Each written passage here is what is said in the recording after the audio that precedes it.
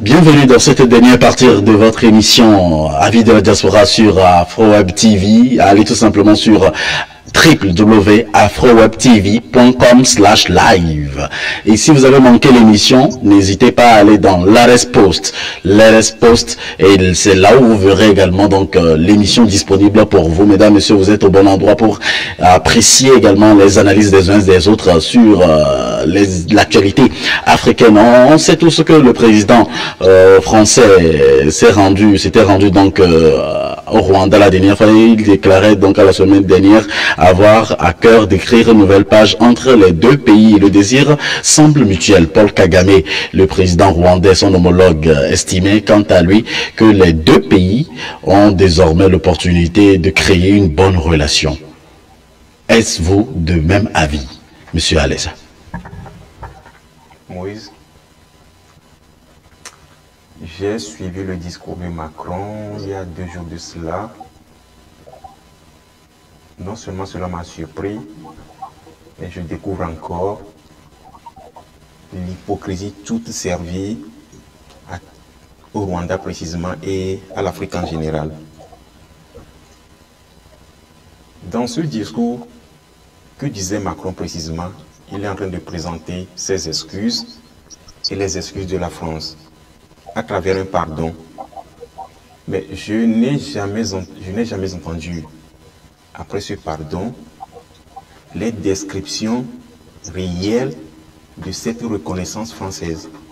La France se reconnaît comme coupable, mais quelle est sa part de culpabilité? Macron ne le dit pas. Une première hypocrisie. La deuxième est relative au fait que, présentement, au sommet de la francophonie, s'y trouve une dame, une Rwandaise.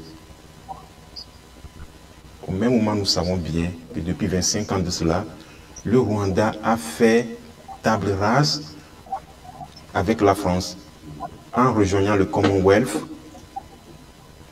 suivi de la suppression du français comme langue officielle. Présentement au Rwanda, les langues officielles sont le Kenya-Rwanda et l'anglais. On ne peut pas comprendre subitement cet amour que Macron a pour le régime de Kigali. Si nous savons bien que la France, dans sa politique africaine, est une politique d'intimidation, d'humiliation. On reconnaît Macron avec sa voix toute basse. Je me suis plutôt dit qu'à ce sujet, le régime de Kigali doit beaucoup se méfier. Parce que là, la France n'a jamais été douce avec l'Afrique. À moins ceux, les naïfs, peuvent l'admettre. D'autres faits intéressants. Il y a 2 semaines de cela, je pense, qu'il y avait un sommet des chefs d'État africains en France. Macron a fait recevoir Kagame par un de ses ministres. Macron à Kigali a également été reçu par un ministre rwandais. Là, Kagame, en bon stratège, a appliqué la réciprocité. Je pense que c'est à partir de ces petites pratiques diplomatiques que l'Afrique doit se faire respecter. Et aujourd'hui, je pense que le président Kagame doit beaucoup se méfier parce que sa voix est l'une de ces rares voix aujourd'hui qui porte encore l'existence de l'Afrique devant le Conseil des Nations Unies à l'international. Parce qu'on ne peut pas affirmer aujourd'hui qu'il y a des leaders africains qui puissent se prononcer vivement comme le fut le guide libyen, qui puissent se prononcer vivement comme le fut Robert Mugabe. Certes, aujourd'hui, l'Afrique a des dirigeants que nous connaissons, mais qui n'ont pas la carrure de Kagame en matière de responsabilité vis-à-vis des engagements de son pays. Certes, il y a des pages critiquables de la gestion du régime de Kigali Mais ce n'est pas à la France de venir l'amadouer et lui présenter des pardons.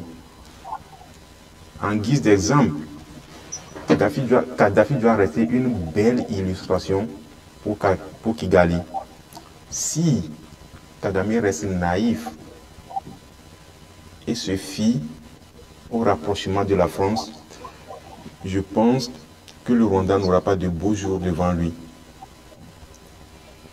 C'est votre avis aussi, monsieur Alex, ça fait plaisir de vous écouter. Alors, monsieur Serge, vous êtes président de parti politique en Afrique et vous faites partie de l'opposition. Aujourd'hui, pourquoi, selon vous, la France n'arrive pas à présenter des excuses proprement au Rwanda par rapport au génocide? On parle de 800 000 morts, monsieur Serge.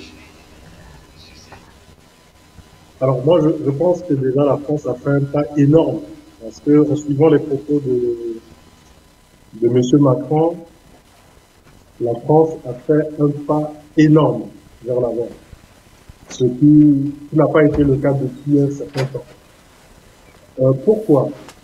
Parce que en 2015, les juges français demandaient à ce que M. Kagame, qui est président du Rwanda, soit traduit devant la justice parce que c'est lui qui était à la cause, à la base du génocide au Rwanda. Et je pense que M. Kagame a été ferme. Qu'est-ce qu'il a fait? Il a mis M. Kouchner, qui était ambassadeur de la France à Kigali, il l'a mis à la porte. Il l'a mis dans un avion, il est parti. Il a fermé l'ambassade de France au Rwanda. Donc, pendant tout ce temps, le Rwanda évolue. Et le Rwanda évolue bien. Et vous allez trouver beaucoup de pays. C'est pas seulement l'ambassadeur français qui avait été mis à la porte, il y a eu aussi l'ambassadeur allemand qui avait tenu des propos. M. Kagame, il l'a mis aussi à la porte. Sauf que lui, il est revenu un an après. Et il a expliqué qu'il a compris la leçon. Et aujourd'hui, le Rwanda, on le veuille ou pas, est dans une dynamique économique puissante. Et donc, la France n'est pas au Rwanda. Et donc, la France va manquer ce développement économique-là. Et qu'est-ce que moi, ils mettent en France? Parce que c'est des gens qui réfléchissent, qui s'adaptent aussi. Donc, ils ont pensé que, comme c'est ce que le Rwanda dit, nous allons le faire pour nous permettre de revenir au Rwanda et s'inscrire aussi dans cette dynamique économique. Parce que M. Macron est parti au Rwanda avec beaucoup de chefs d'entreprise. Vous voyez, tous ces présidents occidentaux, souvent quand ils se déplacent, c'est aussi chercher des marchés pour leurs entreprises. Donc, ils ne le font pas pour le beaux yeux des Rwandais, mais il le fait par rapport aux intérêts de son pays. Donc, M. Kagame, vous savez, nous, Africains, nous sommes très émotifs. Quand on nous fait quelque chose de suite, on commence à se rouler par terre, on crie, on dit tout ce qu'on pense dans notre état, on le dit.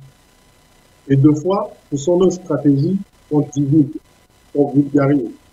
Et les gens qui sont en face, ils le prennent, après ils nous torpillent avec. C'est pour ça que tout le temps reste à solution. Mais si vous voyez bien, M. Kagame a un autre style. À chaque fois que les enfants de sa page lui fait un passage, il applique seulement ce que lui il a fait. Et si vous prenez les Occidentaux, vous verrez que les Occidentaux, souvent, qu'est-ce qu'ils font? Quand il y a quelque chose, ils restent là, ils sont tranquilles et ils planifient. Ils peuvent même planifier à long terme. Et à la fin, ils vont vous avoir. Donc, c'est ce que M. Kagame fait au Rwanda, tout simplement. Il n'agit pas comme nous autres Africains. C'est quelqu'un qui est calme, posé, quand il y a une situation qui se pose, il s'assoit, il réfléchit, bam, il va faire, tout simplement. Et moi, je suis pas sûr que le retour aujourd'hui de la France au Rwanda, parce que je pense que la France a perdu beaucoup de pieds au Rwanda. Et si la France revient aujourd'hui au Rwanda, la France va pas être très bien. Ça, je vous le dis depuis.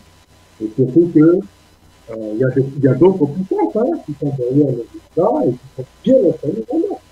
Donc, moi, c'est tout ce que je peux dire pour moi. Je dis, aujourd'hui, M. Kagame, qui s'est fâché hier, c'est un président, et il fait de la politique. Et ça, c'est de la politique, parce que on met en place la diplomatie, on est dessus, des choses en coulisses, et ce que vous voyez, ils l'ont dit dans leur discours. C'est le travail qui va commencer depuis 2017, je pense. Vous voyez? Donc, ça fait 4 ans qu'ils négocient en coulisses. Et je pense que c'est le fait qu'ils travaillent pour l'intérêt de son pays.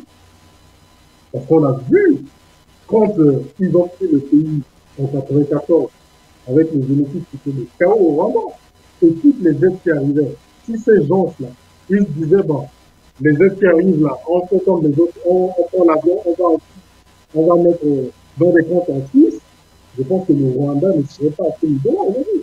Donc, quand on puisse reprocher quoi que ce soit à ce monsieur, tout ce qu'on peut dire, c'est que c'est un patriote. Il le fait dans le bon sens. L'éducation, il a mis l'éducation très haut au niveau de Rwanda. Parce que l'éducation, c'est la base de tout. Moi, mon pays, la République centrafricaine, on a commencé à vivre avec les années 30. Et à chaque fois, les mutineries, les coups d'État, on détruit tout. Mais aujourd'hui, il faut voir le niveau.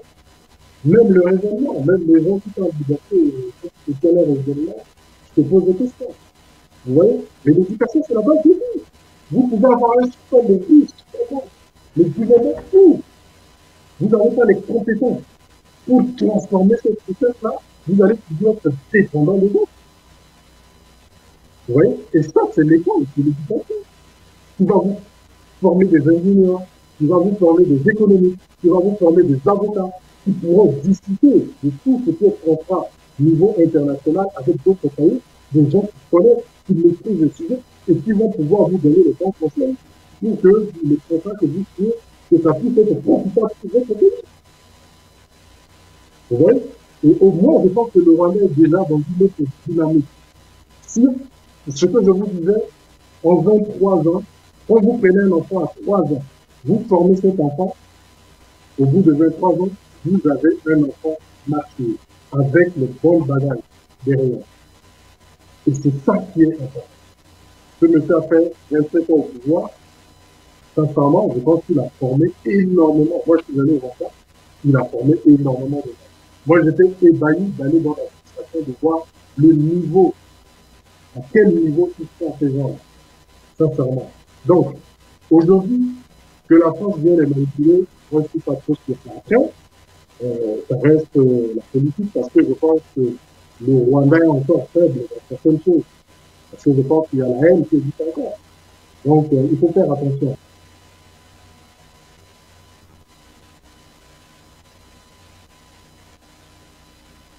Il semblerait que M. Serge a un petit problème de connexion. Il va revenir dans un court restant sûrement. Alors, on continue l'émission. Ok. Monsieur Coco, comment appréciez-vous la démarche de la France? Oui, on vous écoute maintenant, Monsieur Coco.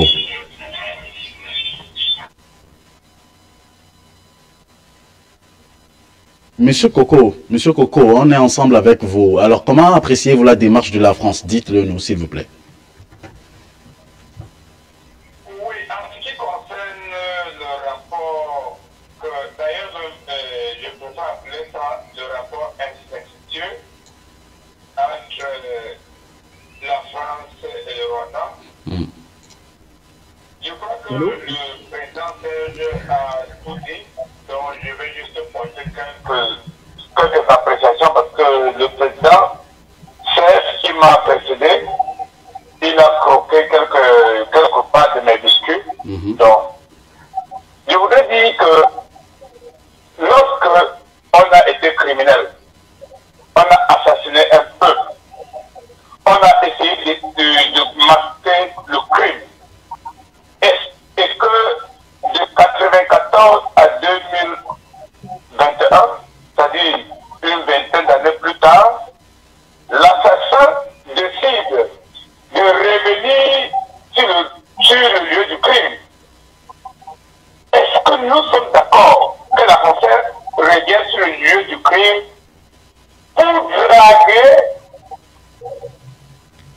l'enfant de cette maman qui avait été assassinée? Ma réponse, c'est non. Macron, je dis bien Macron, parce que nous savons qu'il a été élu à 26%. J'ai été à l'école, ils nous ont dit que la démocratie, c'est la voix de la majorité. Ils ont dit la majorité, c'est 51%, mais il a été élu à 26%, j'assume, une fois de plus. Donc, si aujourd'hui, le jeune Macron revient sur le lieu du crime, c'est le président français, hein, ce président français Macron. j'assume. Allez-y. Si le jeune Macron revient sur le lieu du crime, c'est le président français, mais je dis bien que le jeune Altam africain, il est mon petit frère. On a raison. Donc, si le jeune Macron arrive sur le lieu du crime, il constate le crime, il demande pardon sur un crime qui a duré si longtemps. J'ai fait autre chose. Donc, je vais aller un peu légèrement à l'opposé de grand frère Serge. Allez-y. Mais on parle de la même chose. Alors, moi, je vais dire ceci. Au niveau de la Centrafrique, j'ai fait un parallèle. Au niveau de la Centrafrique, nous avons la mer russe et la mer rwandaise. La mer russe et la mer rwandaise. Est-ce que Macron n'est pas allé au Rwanda profiter du fait, parce qu'il faut bien voir, quand il demande pardon, il dit, de tous les cas, ça ne m'engage pas, j'étais encore trop jeune. Il faut bien analyser son discours. J'étais encore tout petit. Donc ça engage les générations passées. Alors, est-ce que Macron n'est pas allé au Rwanda? Demandons au président rwandais, retire-toi de la Centrafrique. Ou, laisse-nous faire tout ce que nous voulons faire en Centrafrique. Parce que nous savons que si la Centrafrique est debout, c'est grâce à la Russie et au Rwanda. C'est sur ce chemin que moi je pense. Ça, c'est ma manière de voir la visite. Sinon, qu'est-ce qui peut bien amener le roi des rois, le seigneur des rois, le chef des chefs, celui qui fait et défait les présidents africains, qu'est-ce qui peut bien l'amener à se mettre à genoux, à se plier, à reconnaître un génocide lointain? Si ce n'est, je te donne et tu me donnes. J'accepte mon tort et tu acceptes ce que je te propose. Moi, je pense que Macron est allé demander tout simplement au président rwandais Paul Kagame de vendre, de laisser tomber la guerre ou de faire infiltrer. Dites-vous, il y a quelques semaines, nous avons attrapé une barbouze. Un Français avec plein d'armes, plein de munitions et plein de stupéfiants d'ailleurs en Centrafrique. Est-ce que Macron n'est pas allé mettre la pression sur le Rwanda, vu que le Rwanda est présent sur le territoire centrafricain? Est-ce qu'il n'est pas mal dit à Paul Kagame, met la pression sur le président centrafricain pour qu'on libère rapidement ce Français? Met la pression. Est-ce que ce n'est pas un complot? Donne-moi l'occasion d'assassiner, parce que leur objectif c'est d'assassiner aussi le président centrafricain, vu que c'est un rebelle aux yeux des Français. C'est sur cet angle que je vois cette idée. Ce n'est pas une idée de courtoisie.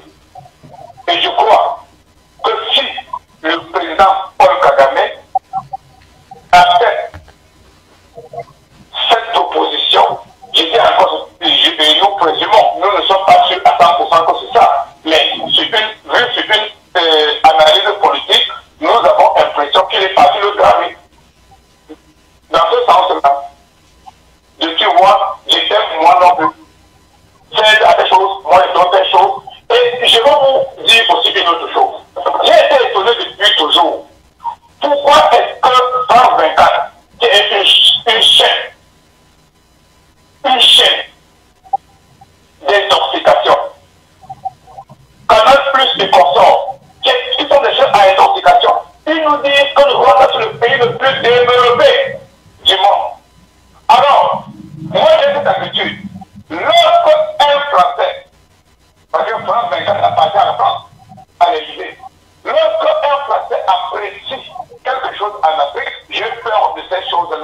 Alors, monsieur Coco, je veux vous poser la question de savoir et poser la question à tous nos intervenants qui nous écoutent en ce moment. Alors, à tous nos analystes, nos invités de cette émission Avis de la diaspora. Que peut faire la France pour réparer les dommages ou pour que le Rwanda, pour contribuer au développement du Rwanda, pour que le Rwanda revienne en bonne et due forme sur le plan économique et sur tous les plans? Oui, ce que la France peut faire,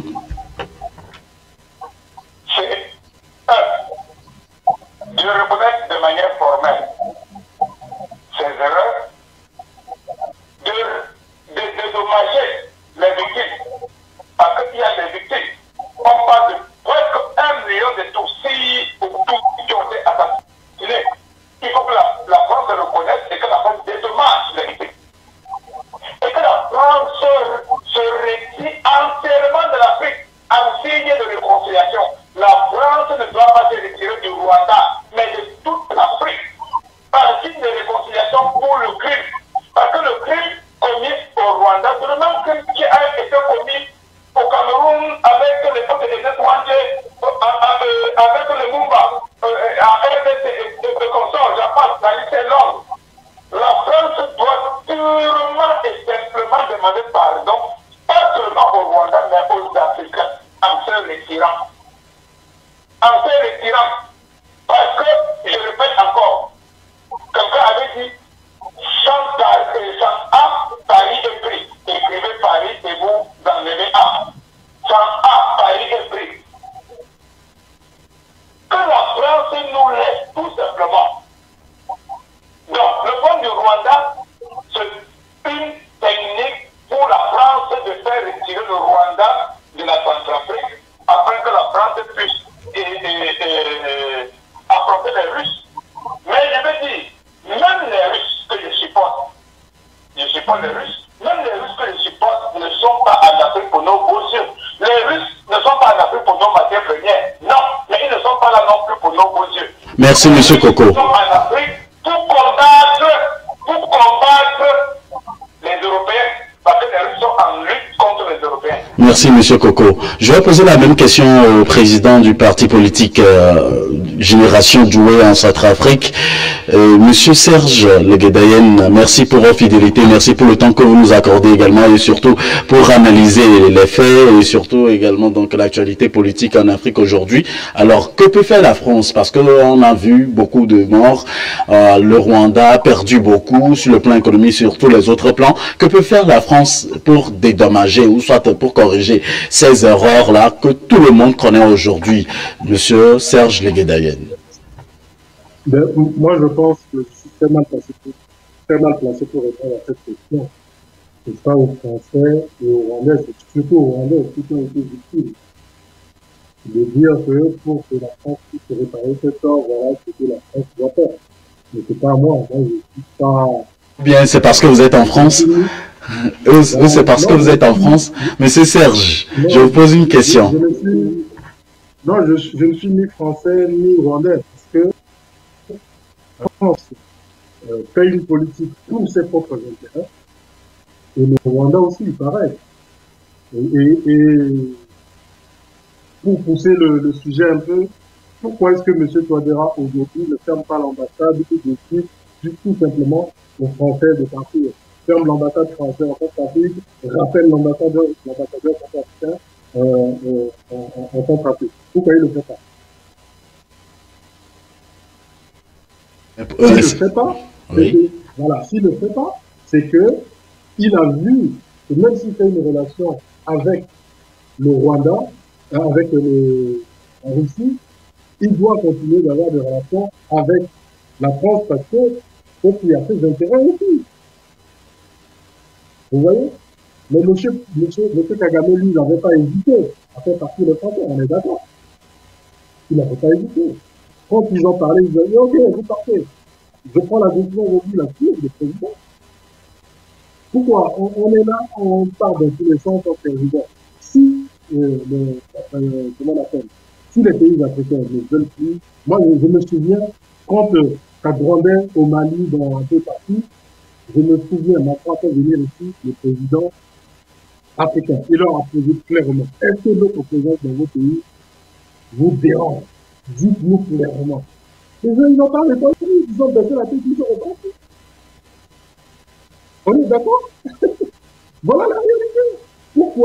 Pourquoi ils n'ont pas dit clairement que nous, votre présence chez nous dérange, il faut passer clairement. Il a dit publiquement.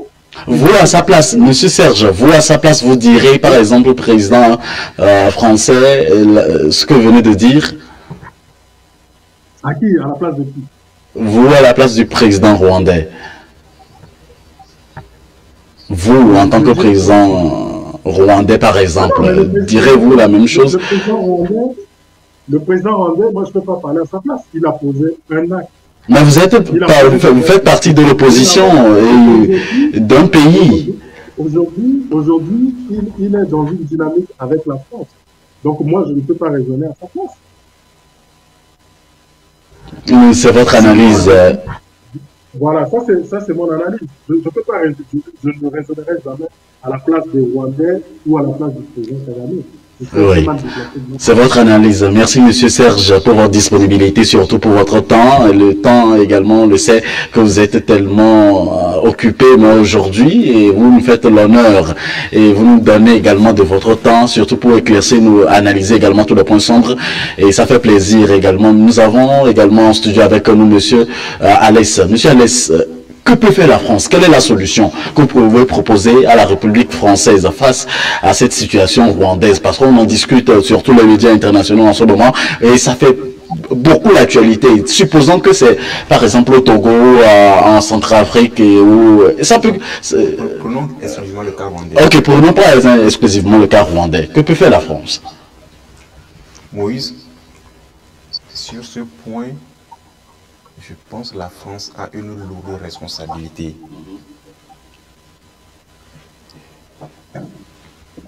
Je pense qu'elle peut avoir deux options.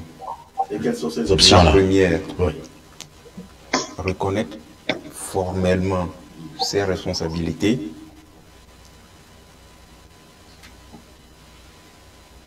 Dédommager les victimes, faire une alliance sincère avec le Rwanda. Je veux parler plus en matière de coopération. Parce que la politique française en Afrique, elle est une politique sanguinolente, une politique qui saigne profondément l'Afrique, à l'indifférence de presque toute la communauté internationale.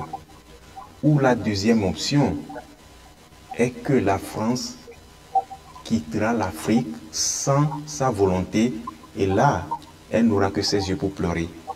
Parce que l'Afrique, la jeunesse d'Africaine aujourd'hui n'est plus comme celle d'hier. Si la France s'entête à ne pas changer sa politique vis-à-vis de l'Afrique, elle la saignera longtemps, mais pas pour de bon quand même. Parce que les données géopolitiques sont en train de changer. Nous ne sommes pas sans savoir qu'aujourd'hui, c'est cette Afrique malheureuse que toutes les grandes puissances de ce monde veulent aider. Cette France, si elle ne se décide pas à changer objectivement en sa faveur et aussi en la faveur des Africains, certes, elle nous fera mal, mais elle finira par sortir par la petite porte. Précisément, si je prends le cas rwandais, ce qui est en train d'arriver pour que le Rwanda abandonne le français, qui fut sa langue officielle, au détriment du français, il n'est pas exclu que d'autres pays suivent l'exemple rwandais. Je fais d'abord allusion à la Centrafrique. Parce que c'est un pays qui a une langue que toute la population parle aisément. Ce qui n'est pas le cas de tous les autres pays africains qui ont plusieurs dialectes. Ce qui complique davantage la base de la nation. Mais la Centrafrique est dans cette logique. Si la France ne prend pas sur soi la responsabilité de bien gérer la crise rwandaise, si visiblement elle est apparemment réglée, mais au fond, ce n'est pas le cas. D'où la France a cette lourde responsabilité d'être consciente, d'être objective œuvrer dur pour que toutes les consciences meurtries soient apaisées. Sinon, la Centrafrique risque de suivre la même logique. Si elle n'est pas visible, je pense que cela est possible. Et c'est bien inscrit dans les esprits de tous les Africains. Merci, monsieur Alès, pour votre intervention. Nous avons un auditeur en ligne. Auditeur, bonjour. Bonjour, je dois dire. Rebonjour, auditeur. Allô? Allô? Allô? Oui, vous êtes à l'antenne, vous êtes en direct avec nous. Merci de diminuer le poste récepteur et votre contribution à cette émission Avis de la Diaspora. Oui, allez-y. Oui, je voulais apporter ma contribution au débat. Oui, allez-y. Monsieur Adolphe, vous êtes en direct. Ma réponse à la question que vous avez posée est celle-ci.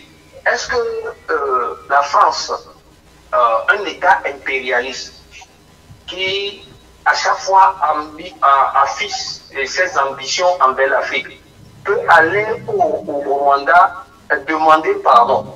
Puisque dans le rapport qui était à la base, le rapport fait sur le génocide rwandais, stipule que ne reconnaît jamais que ce qui a été à la base, c'est-à-dire l'attentat contre l'avion dans lequel se trouve le président rwandais, l'ancien président Habyarimana, et le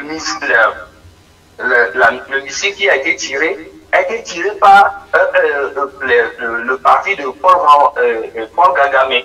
Et donc, ce rapport demeure d'actualité. C'est-à-dire qu'au fond, la France n'a jamais reconnu sa responsabilité dans ce qui s'est passé au Rwanda.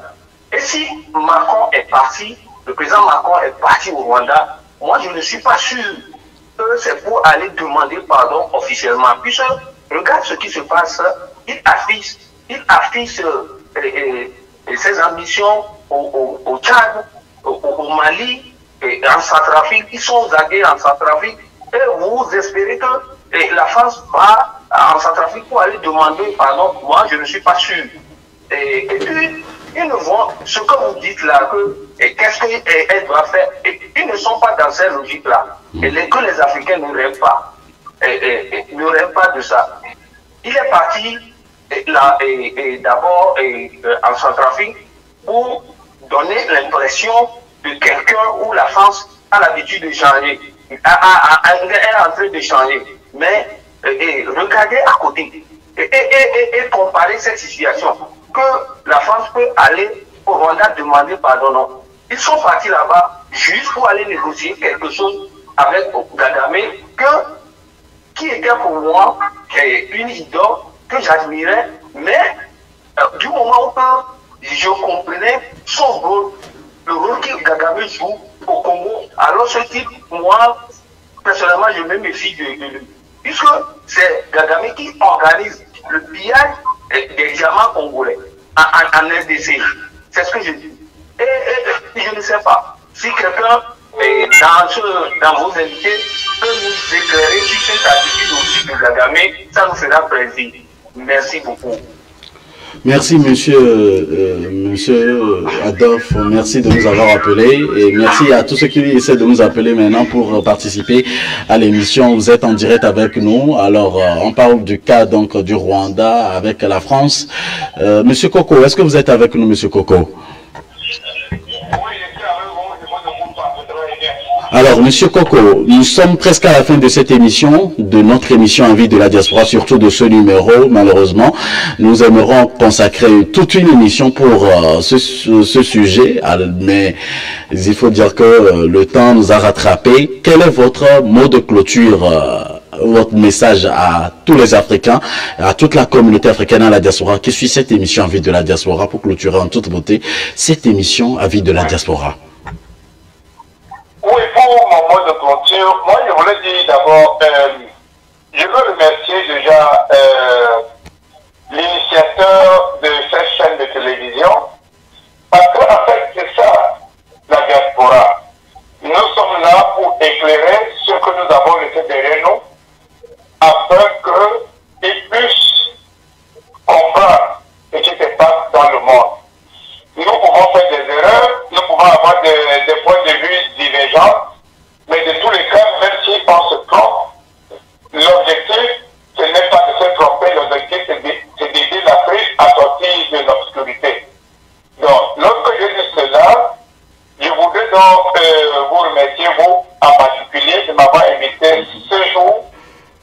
Et je voudrais par la suite dire que j'ai compris le dernier intervenant qui a parlé du président rwandais Paul Kagame. Exactement, il a dit tout ce qu'il a dit est totalement vrai. Parce que il a dit ce que moi j'ai dit auparavant, c'est comme un mariage incestueux. Un père ne peut pas épouser sa mère. C'est pas possible. Je veux dire, la présence du président, bon, je l'appelle ma président, ça me fait mal comme ça, président. Je veux dire, cet imposteur, la présence de cet imposteur est là-dessus. Cet imposteur, c'est mon petit frère Macron. Sa présence au Rwanda, c'est une insulte. C'est une insulte aux Africains.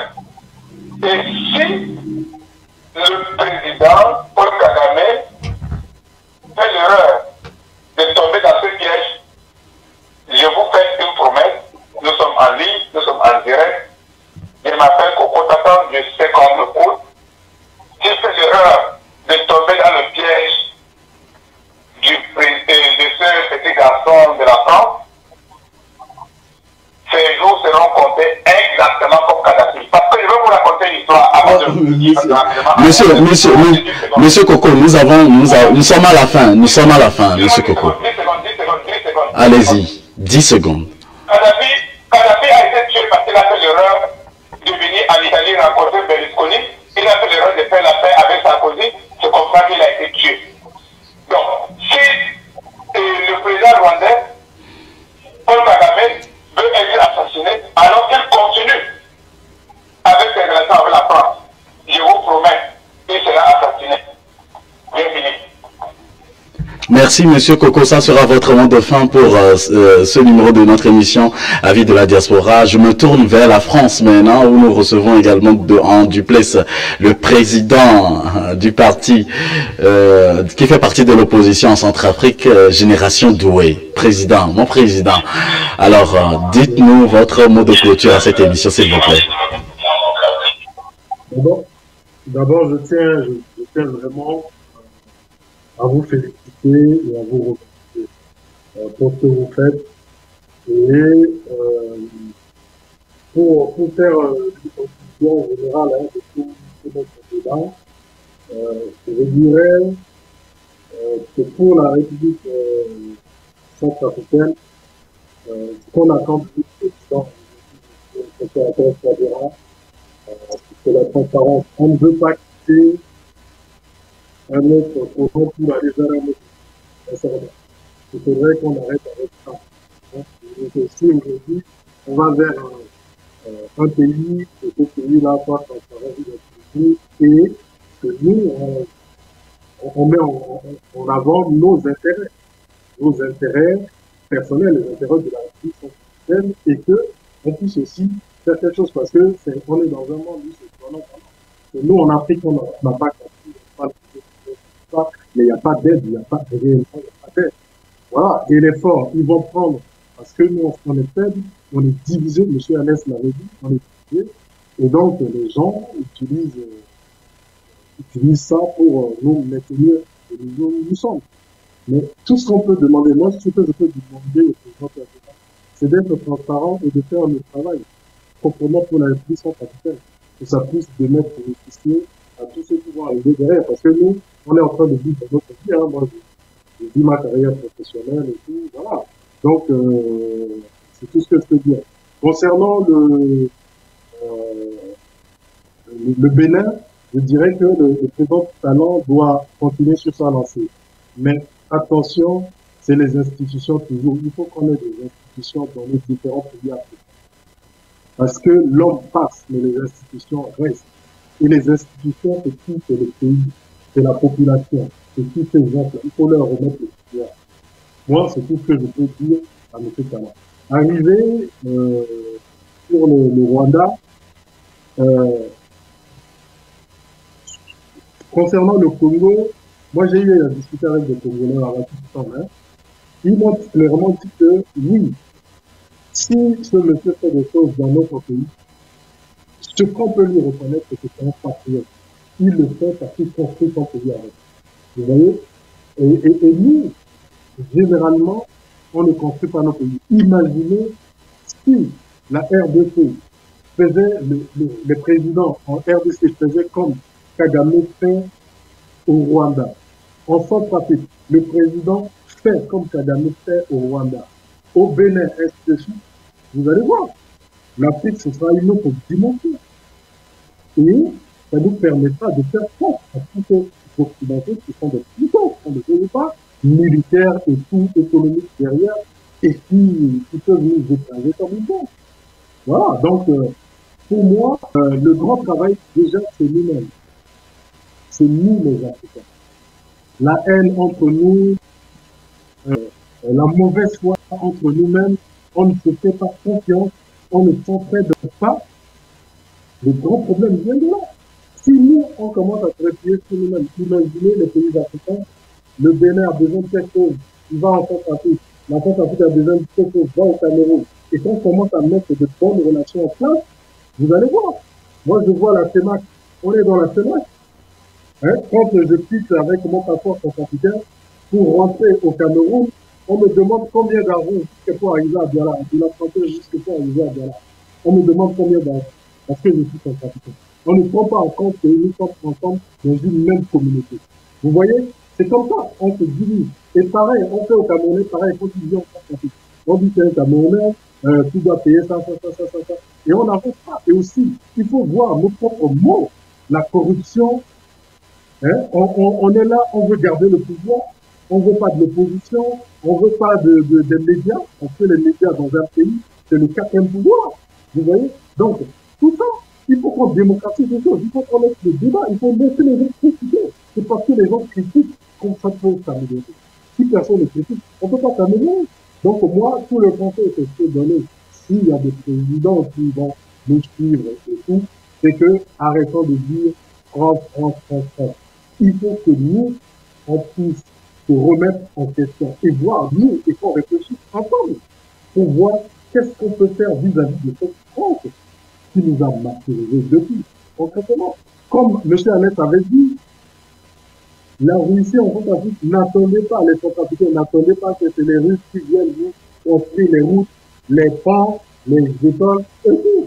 C'est le président, le premier citoyen, c'est lui qui doit lancer. Si les Russes doivent venir, c'est peut-être un appui financier ou envoyer des techniciens pour former les gens, ou faire envoyer des Centrafricains en Russie pour être formés, et tout, mais ce sera à nous, Centrafricains, de faire le travail. Donc, il faut qu'on comprenne ça. Moi, merci beaucoup. À chaque fois, on prend les choses, on saute dans tous les sens, mais c'est pas ça qui fera que nous, on va avancer. Voilà. Merci beaucoup. Et nous qui sommes de la diaspora, nous sommes sortis, nous avons appris des choses. Pourquoi aujourd'hui tous ces gens-là font face à ces pays occidentaux? Parce que nous sommes sortis, nous avons appris, nous n'avons pas le même rapport de force qu'avec nos parents. Vous voyez, nos parents, ces gens-là sont partis les coloniser, ces gens-là les ont formés, et tout, nous sommes sortis. Merci beaucoup, M. Serge. Voilà, et il faudrait qu'on arrive à s'unir. Si on arrive à s'unir, ce serait une très bonne chose, on fera beaucoup de choses. Mais malheureusement, le grand problème chez nous, voilà, si aujourd'hui je suis avec le président Touadéra, si on veut le renverser, on vient me voir, je vais accepter, et je vais aller le renverser. C'est toujours les bras droits, non? Ça n'arrivera pas, ça n'arrivera pas. Ça n'arrivera pas, ça n'arrivera pas. Merci beaucoup, M. Serge. M. Alès, votre conclusion? Moïse, l'Afrique aujourd'hui dans la géopolitique internationale est un cas d'école particulier. Qu'est-ce que j'aimerais dire par là? Ce qui nous manque fondamentalement, c'est une prise de conscience collective. En faisant allusion à cette prise de conscience collective, nous devons présentement être conscients, jusqu'à présent dans nos pays africains, à peine 25% de la population totale est convenablement éduquée, sur le plan éducatif, je veux dire, scolarisation. Les grandes réalisations africaines se passent au niveau seulement des grandes axes, précisément les capitales et les villes secondaires. D'où l'évolution du pays se résume à certains points et les autres points sont ignorés. Ça, c'est un coup dur que reçoit l'Afrique en général. Et ce sont ces points obscurs qui sont les portes d'entrée pour l'ennemi. Si je prends en miniature l'exemple du Rwanda, aujourd'hui, il paraît que c'est l'un des pays africains où le taux de scolarisation, le taux d'alphabétisation est le plus élevé. Si nos dirigeants africains pourront prendre conscience et œuvrer de cette façon, comme le fait déjà le Rwanda, pour scolariser presque toute la population, d'où qu'elle soit, je pense d'ici 25 ans, d'ici 50 ans, les drames que l'Afrique a connus depuis des siècles et tout récemment, juste après la décolonisation, nous ne les vivrons plus à l'avenir. Si même éventuellement nous ne serons pas là pour vivre ce changement positif dont nous aspirons, nos enfants et nos petits-fils les vivront. D'où une exhortation à toute la classe politique africaine, qu'elle soit de la diaspora ou qu'elle soit en Afrique. Nous avons besoin d'une conjecture commune. Sans cela, nous n'y arriverons jamais. Merci beaucoup, Monsieur Alès. Merci. Je rappelle à tous les téléspectateurs que nous avons parlé également donc de l'instabilité centrafricaine, de la normalisation des relations de la France et au Rwanda également.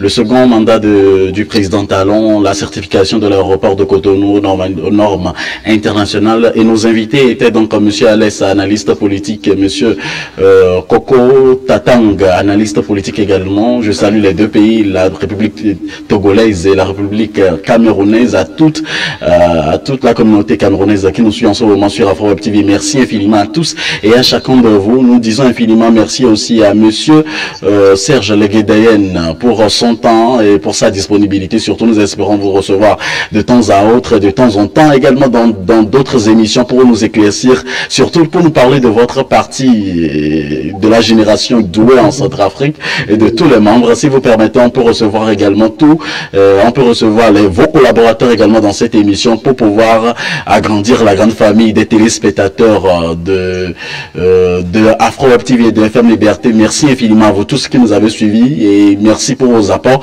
Toutes les suggestions, toutes les remarques sont disponibles également sur le 319 462 89 79 ou allez tout simplement sur www.afrowebtv.com/live ou carrément Latex Post en français, en anglais du Canada, on peut dire la test post. Donc, alors qu'aux États-Unis, on dit Latex Post. Donc, merci infiniment à vous tous. Merci également de contribuer de près de loin. Abonnez-vous également à notre chaîne. Dans une heure, probablement, vous aurez une autre émission interactive parlant donc des couples. On se retrouve pour un autre numéro. Prenez soin de vous et bon week-end sur Afro Web TV. Que Dieu vous garde. Ciao. Bye. Que pensez-vous de l'actualité africaine cette semaine? Chaque semaine, nous vous invitons à décrypter l'actualité de la semaine avec nous sur votre télé Afro Web TV.